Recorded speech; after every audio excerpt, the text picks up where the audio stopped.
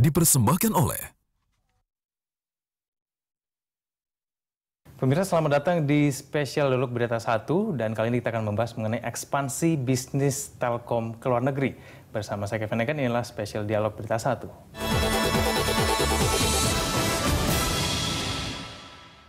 Ya pemirsa, dalam spesial Dialog Berita 1 kali ini kita akan membahas mengenai ekspansi bisnis Telkom ke luar negeri. Keuntungan apa yang akan diperoleh Telkom dalam melakukan ekspansi ke luar negeri dan kemudian manfaat apa yang diperoleh dari masyarakat dari ekspansi bisnis Telkom ke luar negeri ini, kita akan membahasnya bersama dengan Bapak Riri Adriansyah selaku Wholesale and International Service Director Telkom.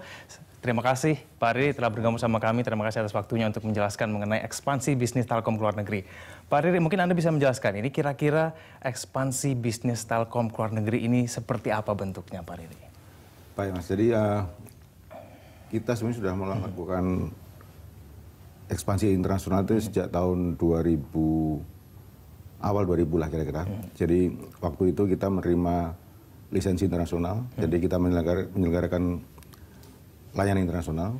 Kemudian kita juga mulai membangun internasional, infrastruktur internasional yang kita bangun secara bertahap dan tapi kali ini kita yang tadinya kita menyelenggarakan layanan internasional, sekarang kita juga masuk ke beberapa negara, dimulai dari Singapura, kemudian Hong Kong, dan beberapa negara yang lain, dan target kita sampai dengan akhir tahun ini kira-kira ada di 10 negara.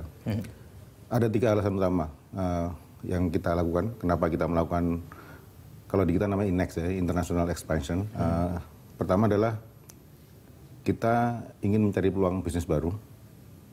Jadi dengan melakukan ini kita harapkan kita mendapatkan atau masuk ke negara lain untuk mendapatkan peluang-peluang bisnis yang baru yang selama ini mungkin belum ada. Yang kedua adalah kita juga ingin mendukung bisnis dalam negeri kita. Jadi sebenarnya beberapa ekspansi internasional ini juga terkait dengan bisnis kita di domestik. Misalnya ya kita membangun infrastruktur internasional. Kita membangun kabel laut, konsorsium kemana-mana, itu juga dalam rangka untuk memperkuat bisnis kita di dalam negeri. Yang salah satu adalah penyelenggaraan broadband, baik untuk fixed broadband maupun untuk mobile broadband yang di Telkomsel.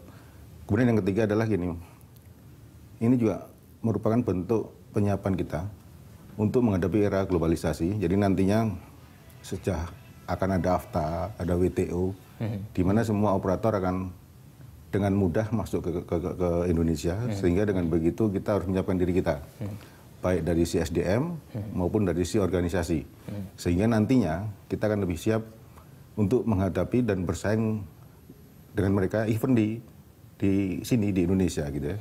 Untuk itulah kemudian kita perlu untuk menyiapkan diri kita, membangun kompetensi, memberikan pengalaman yang memadai, sehingga mereka nantinya diharapkan bisa lebih siap untuk bersaing dengan para operator itu. Kalau tadi ditanyakan manfaat untuk masyarakat, ya tentu saja ini memberikan manfaat yang baik untuk yang masyarakat kita, pelanggan kita yang ada di sini, maupun juga dalam hal tertentu kita memberikan manfaat untuk orang-orang Indonesia yang hidup atau berbisnis di luar negeri.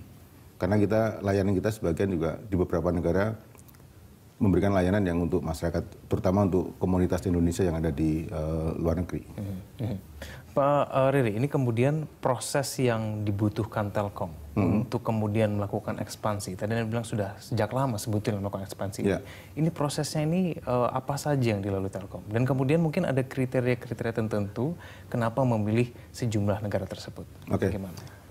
Kita punya strategi yang di kita disebut MPTN gitu. MPTN itu Money, People, Traffic, dan Network.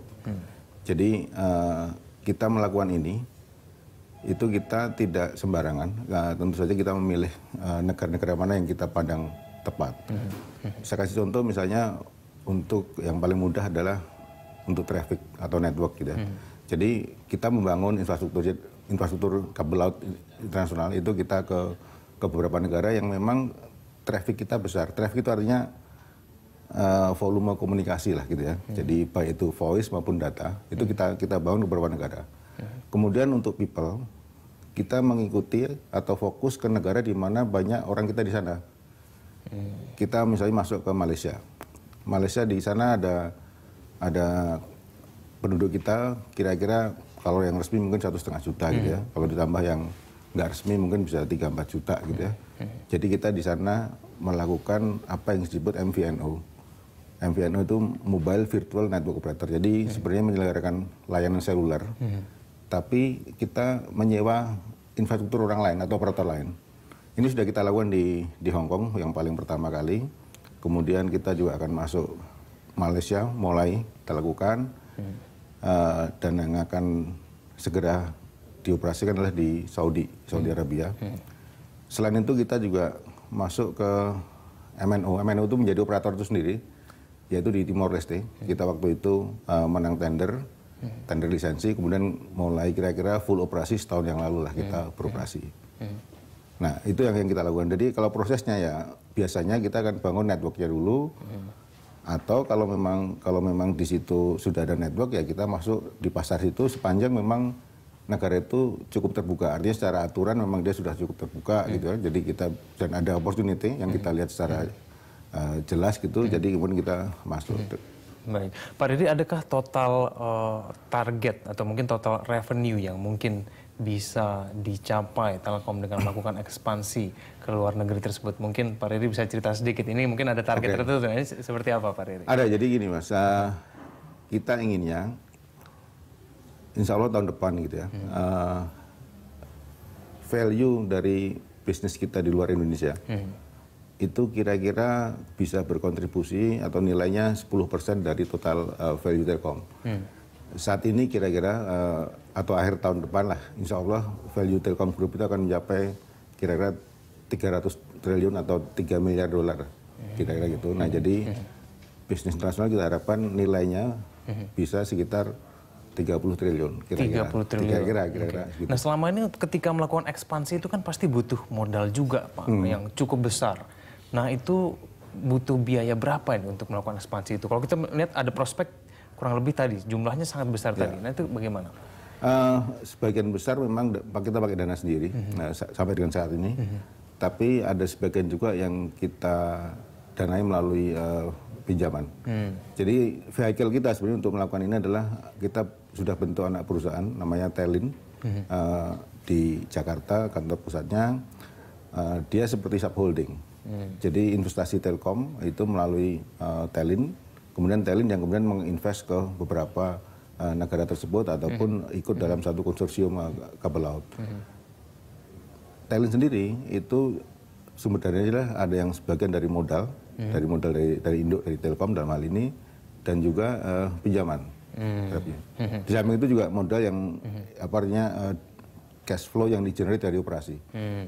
Baik, Pak Dede, kita akan kemudian berbicara lebih jauh lagi, kemudian tantangan-tantangan apa saja yang mungkin ditempuh Telkom. Tadi Anda sudah menyebutkan, tadi ada juga SDM, ada juga hal-hal lain juga yang mungkin menjadi tantangan ketika Telkom melakukan ekspansi ke luar negeri. Namun kita akan bahas itu di segmen berikutnya. Pemirsa tetaplah bersama kami di Berita Satu.